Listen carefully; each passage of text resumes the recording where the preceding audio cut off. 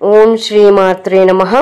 వంధ్యాదోషణ నివారణ కోసం సౌందర్యలహరి శ్లోక 11 పూర్తి అర్థం, భావం, ప్రతిపదార్థం మరియు ఉపాసనా విధానం. చతుర్భిః శ్రీకంఠైః శివయువతిభిః పంచభిరపి ప్రభిన్నాభిः శంభోర్నవభిరపి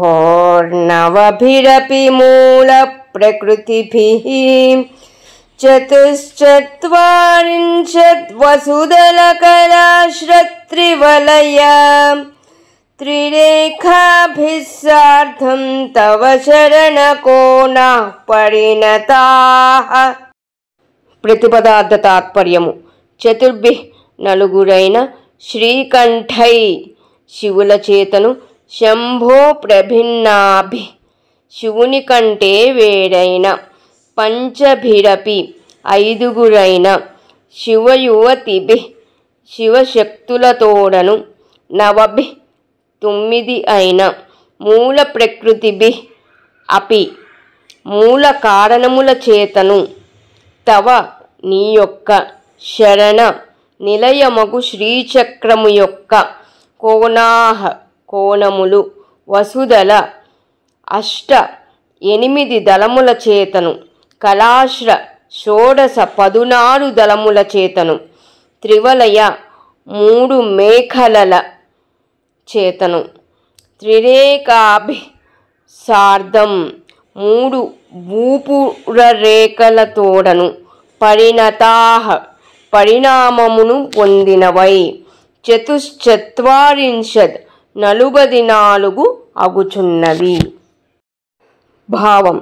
తల్లి జగజ్జనని నలుగురు శివుల చేతను, శివుని కంటే వేరైన 5 శివశక్తుల చేతను, 9 మూల ప్రకృతులతో, అష్టదళ 16 దళ త్రివలయ త్రిరేఖల చేతను, నీకు నిలయమైన శ్రీచక్రము 44 అంచులు గలది అగుచున్నది. 4 శివులనగా 4 శివ సంబంధ చక్రములని, 5 శివశక్తులనగా 5 శక్తి సంబంధ చక్రములని, ఈ 4, 5 కలిపి మొత్తము మీద 9 చక్రములతో అలరారుచున్నదని ఈ శ్లోకం తాత్పర్యం.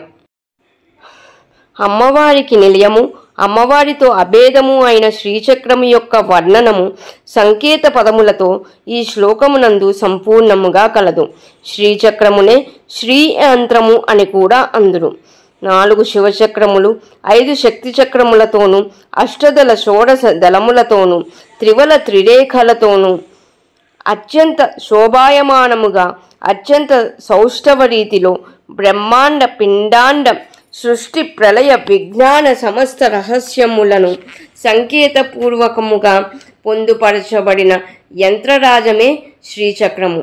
సమస్త విజ్ఞానము ఇందే ఇమిడి ఉన్నందున దీనిని మించిన యంత్రము లేదు. అన్ని తంత్రములకు, అన్ని యంత్రములకు, అన్ని మంత్రములకు దీని యందు సమన్వయము దొరకును. అందుచేతనే దీనిని యంత్రరాజము, శ్రీచక్రరాజము అని అందురు. శ్రీచక్రార్చనలో 2 విధములైన పద్ధతి గలవు. 1 సమయాచార పద్ధతి, 2 కౌలాచార పద్ధతి. ఈ 2 పద్ధతుల వలన స్వల్ప భేదము వలన 2 రకముల శ్రీచక్రములు అర్చించబడుచున్నవి. పైకి శీర్షములు కలిగిన త్రిభుజములు 5, కిందికి శీర్షములు కలిగిన త్రిభుజములు 4 కలిగిన రీతిలో ఉండు శ్రీచక్రము 1. దీనిని కౌలాచారులు అర్పించుదురు. ఈ విధముగా కాక క్రింది శీర్షములు కలిగిన 5 త్రిభుజములు, పైకి శీర్షములు కలిగిన 4 త్రిభుజములతో ఉండు శ్రీచక్రము 2వది. దీనిని సమయాచారులు అర్చించుదురు.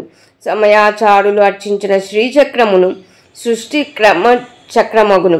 కౌలాచారులు అర్చించు శ్రీచక్రమును సంహారక చక్రముగను సమన్వయపరచుట కూడా కలదు. ఈ 2 విధములైన శ్రీచక్రముల చిత్రపటములు పైన సూచించిన విధముగా ఉండును.